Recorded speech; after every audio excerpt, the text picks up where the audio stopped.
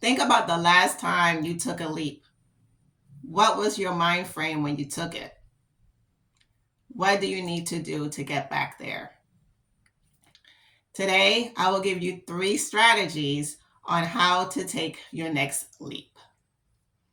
But first, it is important for you to remove your opinion of what this leap is all about. What do I mean by that? Is the fact that whatever it is that is preventing you from taking that leap is an opinion, is not a fact. It is something called a limited belief. What is a limited belief? I'm going to break apart the word. Limited clearly means something that is holding you. That's a limit. So think of when you go to the circus and you see the elephant that is chained to a post. This elephant is over a ton.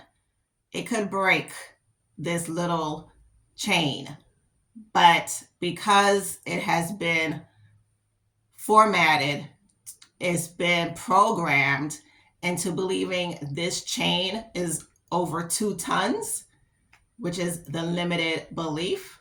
You believe this chain is holding you, and it's not. You can break it. So that's limited belief. Belief, when you break down the word, means to be in love with. B, meaning B, Lieve, which comes from the word love or in love, means to be in love with one's thoughts. So that is what a belief is.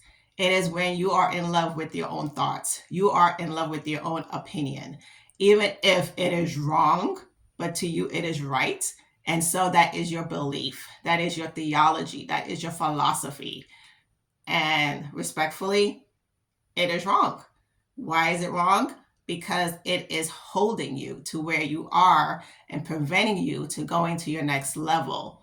Hence, we're going to break it today. And so that is a limited belief. There are many causes to a limited belief. It could be from your childhood, from your parents, from a event that happened in your childhood that will keep you to believe that it is true. It can happen with your education of how you was taught by your teachers or from the textbooks that you were taught from.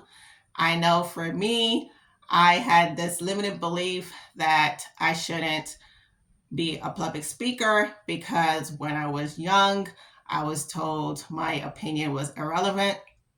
And then when I went to speak in high school, I felt all the eyes were staring at me, which they were because they was waiting for me to speak.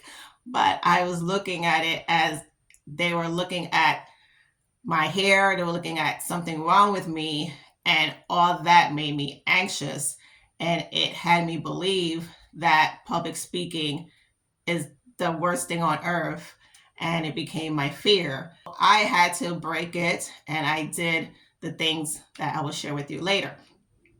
Now, due to having limited belief, it causes these types of effects.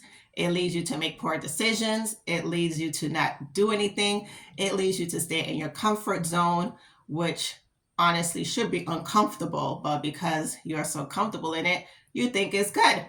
It is not good. And that is what a limited belief is and what it does to a person. And now it is important, in order for you to take your next leap, for you to break apart the limited belief. Your limited belief is causing your procrastination and is giving you multiple excuses for you to stay in your comfort zone. And that is a place you need to leave today. And so here are the 3 strategies that you need in order to break from your limited beliefs and for you to take your next leap. Number 1, write out all your limited beliefs.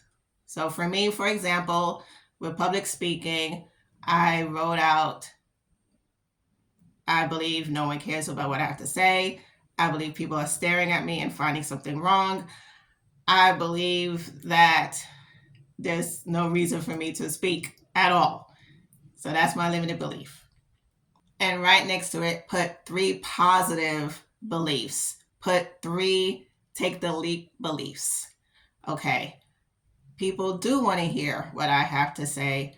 They are looking at me because they're waiting for me to speak.